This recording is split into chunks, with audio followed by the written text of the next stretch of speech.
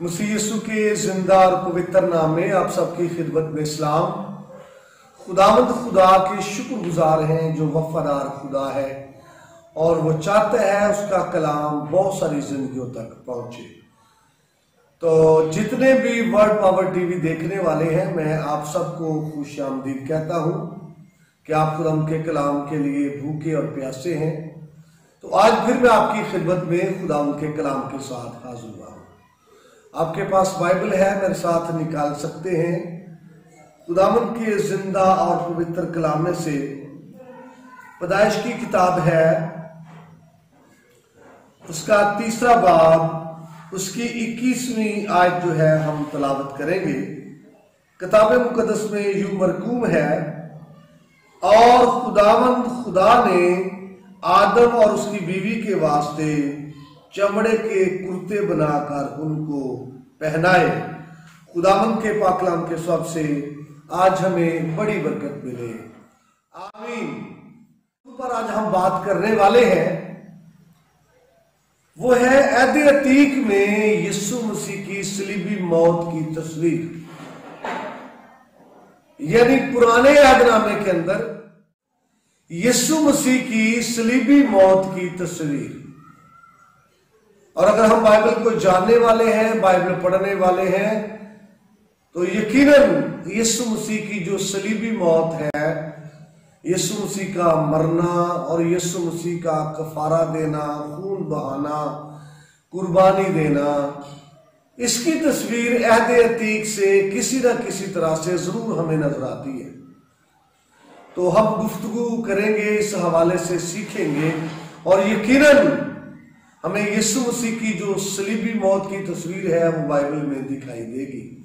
तो पहली बात जो हम करने वाले हैं, अभी आपके सामने तलावत की गई है, और वो है चमड़े के कुर्ते। आपको याद होना चाहिए कि जब आदम और हवा ने खुदावंद खुदा की नाफरमानी की और उनसे गुनाह सरजद हुआ, तो बाइबल कहती है वो नंगे हो गए। तो जो गुनाह है उसके बायस इंसान नंगा होता है, और बाइबल कहती है फिर उन्होंने अपने नंगेपन को ढांपने के लिए, अपनी शर्मिंदगी को ढांपने के लिए पत्तों की लुंगियां बनाई, लेकिन वो नाकाफी थी। जब सूरज निकला तो पत्ते मुरझा गए और फिर उनका जो है नंगापन उनको शर्मिंदगी देने लगा। लिहाजा यहां से पहली बात सीखने वाली ये है कि इंसान के अपने मेथड जो है, अपने तौर तरीके जो है अपने आप को कवर करने के लिए, वो नाकाफी है। तो फिर यहां पर हमने पढ़ा है कि और खुदावंद खुदा ने आदम और उसकी बीवी के वास्ते चमड़े के कुर्ते जो है बनाए हैं और उनको पहनाए हैं। आदम और हवा के नंगेपन को खुदा ने ढांपा है, खुदावंद खुदा ने नंगेपन को ढांपा है। और यकीन जानिए कि खुदा ही है जो नंगेपन को ढांपता है। यहां पर याद करें, पहली बात चमड़े के कुर्ते। अगर हमें चमड़ा चाहिए तो लाजिम है उसके लिए कोई जानवर कुर्बान करना पड़ेगा। चमड़ा चाहिए तो कोई जानवर ज़बह करना पड़ेगा। और यहां पर हमें मिलता है कि खुदा ने चमड़े के कुर्ते पहनाए हैं अदन के अंदर आदम और हवा को। तो लाजिम है कोई जानवर जो है वो ज़बह किया गया है, क्योंकि ज़बह करने के बगैर, जानवर कुर्बान करने के बगैर चमड़ा हासिल नहीं होगा। लिहाजा जानवर ज़बह किया गया है कोई, तो फिर इनके नंगेपन को ढांपा गया है। फिर इनके गुनाह करने की वजह से जो नंगे हुए हैं उसको ढांपा गया है चमड़े की बदौलत। तो ये जानवर का ज़बह होना यीशु मसीह की कुर्बानी की तरफ इशारा करता है, क्योंकि यीशु मसीह का जो सलीब पर मरना है वो कफारा है। और कफारा जो है ये अरबी जुबान का लफ्ज है जिसके मानी है ढांपना। इंग्लिश में इसी को हम अटॉनमेंट कहते हैं, कवर करना है। और इब्रानी में ये कापर और कपूर है, जिसकी जमा कपूरी में। तो यहां पर जानवर के चमड़े की बदौलत आदम और हवा का नंगापन जो है वो ढांपा गया है और उनको कवर किया गया है। उनकी शर्मिंदगी दूर हुई है ढांपने की वजह से, क्योंकि खुदा ने उनको ढांपा है। उनके ढांपने की वजह से उनकी जो शर्मिंदगी है वो दूर हुई है। और खुदा का जो ढांपना है ये खुदा के फजल की तस्वीर है, ये खुदा के रहम की तस्वीर है। क्योंकि जब इंसान ने अपने आप को ढांपा, यानी आदम और हवा ने, तो वो नाकाफी था। फिर खुदा ने देखा कि इन्होंने जो अपने आप को ढांपा है ये नाकाफी है, और फिर खुदा ने खुद उनको ढांपा है और कवर किया है। ये चमड़ा और ये जानवर जो अदन के अंदर जिसको ज़बा किया गया है चमड़ा हासिल करने के लिए, यीशु मसीह की सलीबी मौत की अक्कासी करता है।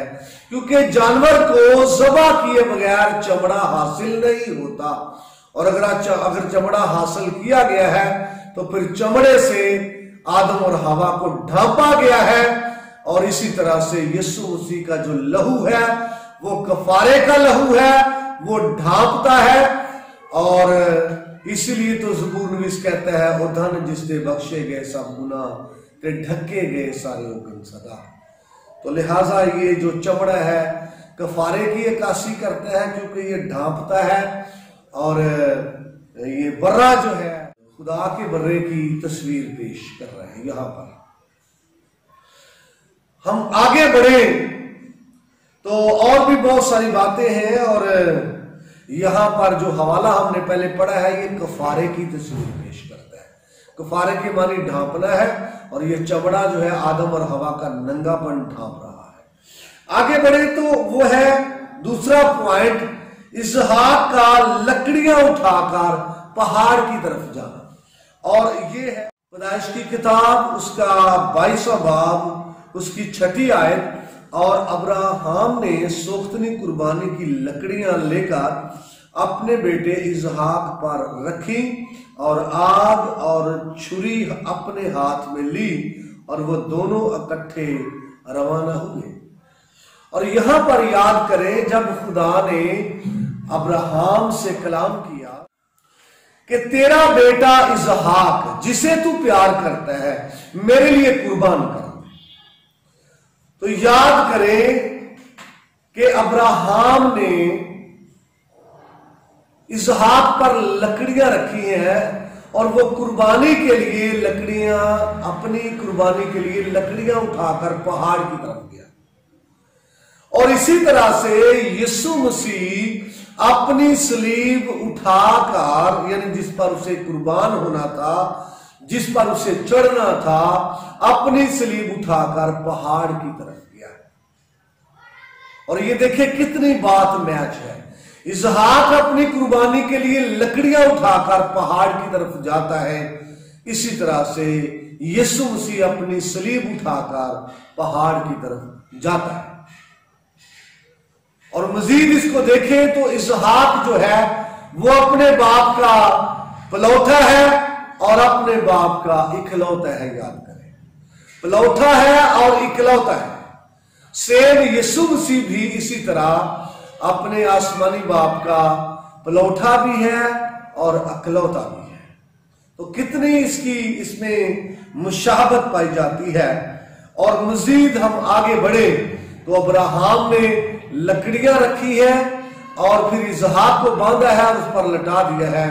तो खुदा ने उसको कहा कि अपना हाथ रोक, मैं जान गया कि तू खुदा से डरता है। तो वहां पर खुदा ने उसको कलाम किया है कि अपने पीछे देख मेंढा। तो ये 13वीं आयत है, 22वें बाब की 13वीं आयत, ये भी मैं आपके लिए पढ़ना चाहता हूं। और अब्राहम ने निगाह की और अपने पीछे एक मेंढा देखा जिसके सींग झाड़ी में अटके थे। तब अब्राहम ने जाकर उस मेंढे को पकड़ा और अपने बेटे इसहाक अपने बेटे के बदले सोख्तनी कुर्बानी के तौर पर चढ़ाया। देखिए, खुदा ने जब उससे कहा है कि अपने पीछे देख, तो फिर उसने देखा तो एक मेंढा है जिसके सींग झाड़ी में अटके हुए, मेंढे, और उसने लिया है, और यहां पर लिखा है कि अपने बेटे इसहाक के बदले उसको सोख्तरी कुर्बानी के तौर पर चढ़ाया है।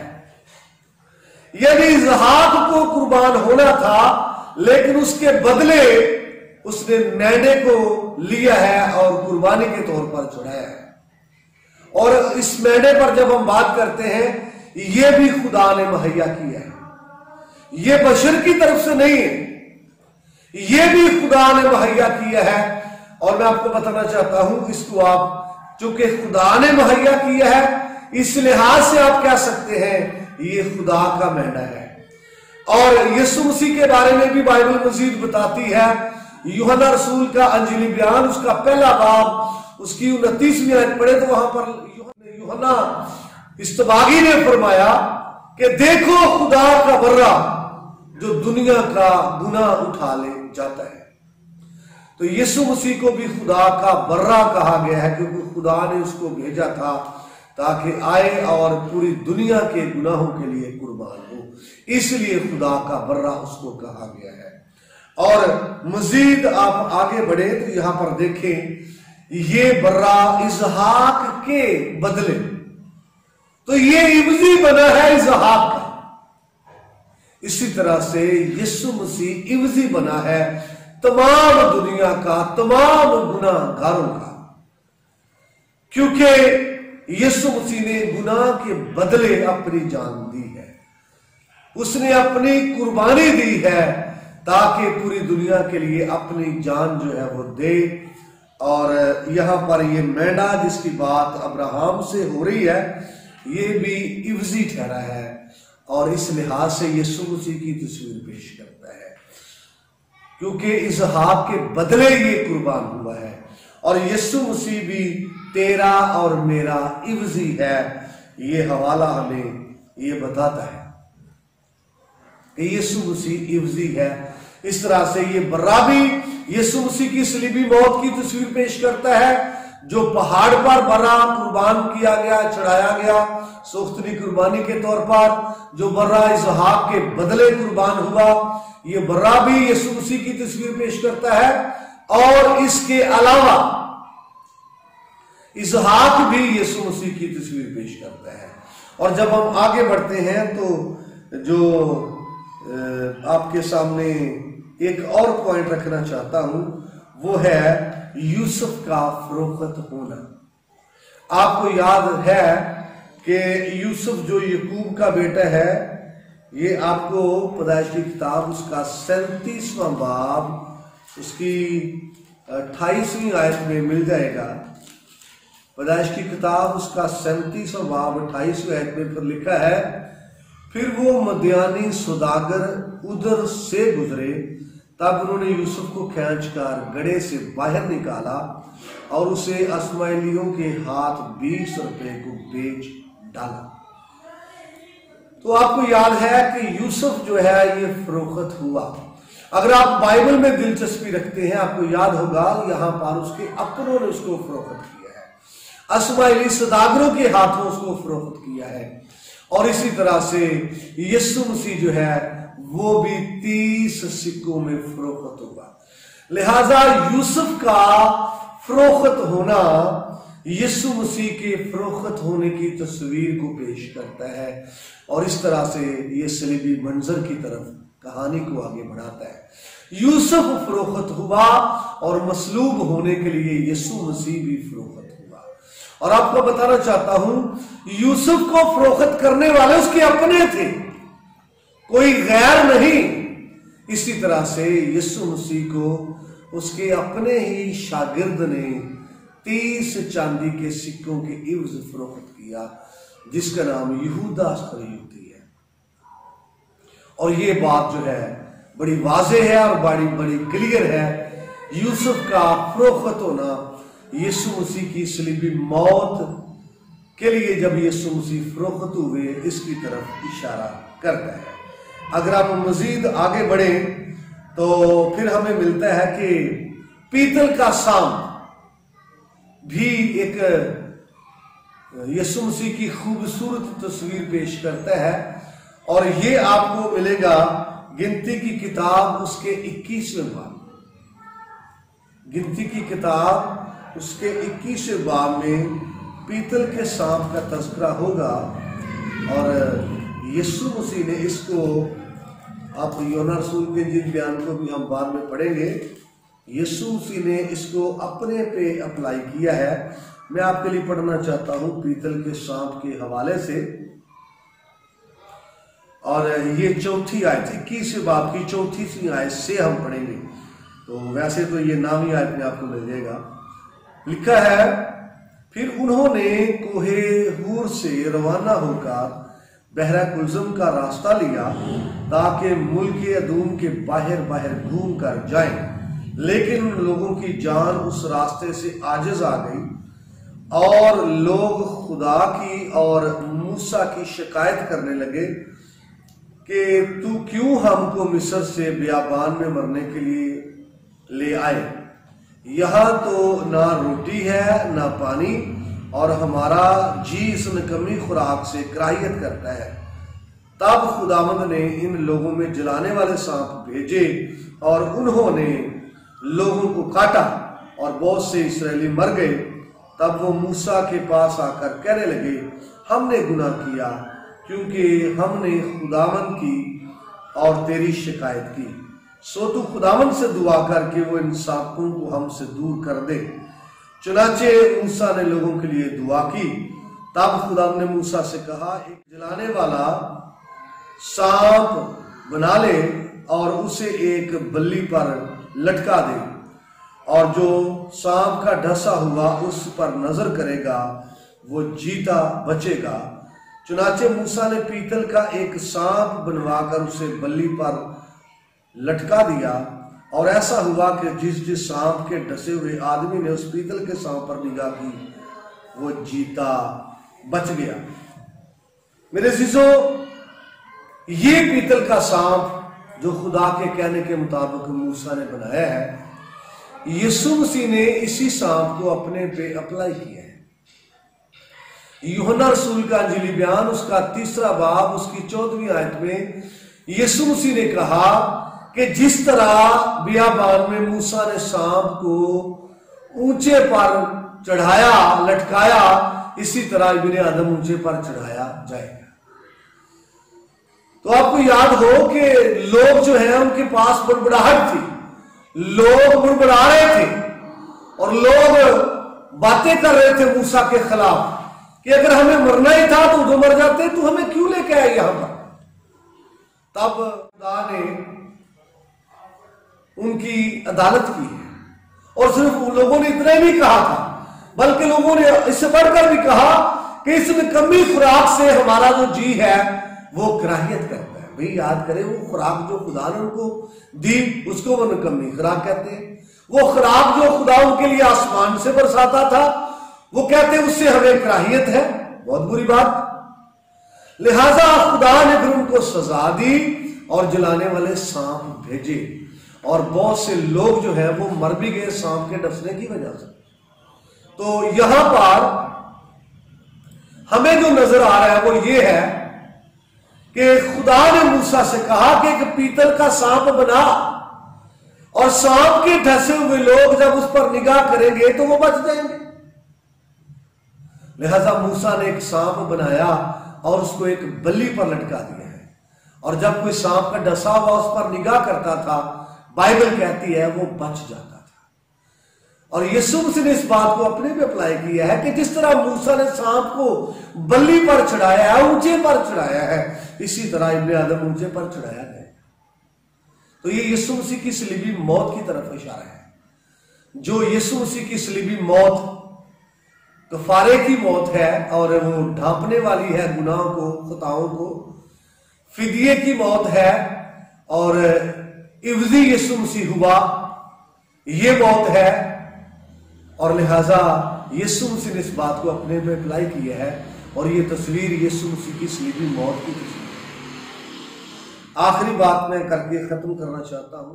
ये कहानी आपको मिलेगी सैमुअल नबी की दूसरी किताब उसके 15वें बाब से लेकर 17वें बाब तक, और ये कहानी है दाऊद और उसके बेटे अबीसलूम की।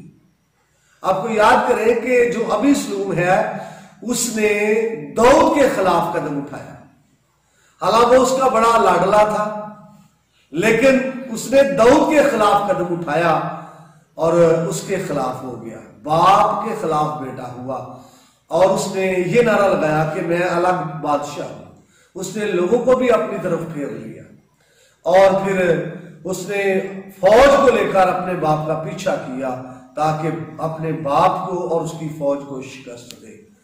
और मैं आपको बताना चाहता हूं, ये बाप जो बेटा है बाप की मुखालफत कर रहा, ये तस्वीर पेश हो रही है यीशु मसीह की और यहूदा की। बड़ी खूबसूरत एक वर्ष है कि जो मेरी रोटी खाता पीता था उसी ने मुझ पर लात उठाई। तो यहां पर अपने ही मुखालफत कर रहे हैं, दाऊद की मुखालफत अबीसलूम कर रहे हैं। इसी तरह से यीशु मसीह की मुखालफत उसका शागिर्द यहूदा सुन्नती कर रहा है। तो ये भी मसीह की सलीबी मौत की तरफ इशारा है और एक खूबसूरत तस्वीर है। मेरे भाई मेरी बहन, बड़ा जरूरी है हम खुदा के कलाम को बड़ी तवज्जो के साथ पढ़े और बड़ी अरेकरेजी के साथ पढ़े, और जब भी पढ़ते हैं उस पर गौर खोज किया जाए कि कौन सी चीज किसकी तरफ इशारा करती है, कौन सी चीज किसकी अक्कासी करती है। तो बड़ा जरूरी है हमें इन बातों को स्टडी करना, और ये मैं उम्मीद करता हूं ये बातें आपके लिए बरकत का बायस होंगी कि अहद अतीक में यीशु मसीह की सलीबी मौत की तस्वीर है और इस कलाम के वसीले से आप बरकत पाएंगे। खुदा आप सबको बड़ी बरकत दे, आमीन। उम्मीद करता हूं आप ये खुदाम के कलाम को देख रहे हैं और मजीद खुदाम के कलाम से बरकत पाने के लिए आप देखते रहिए।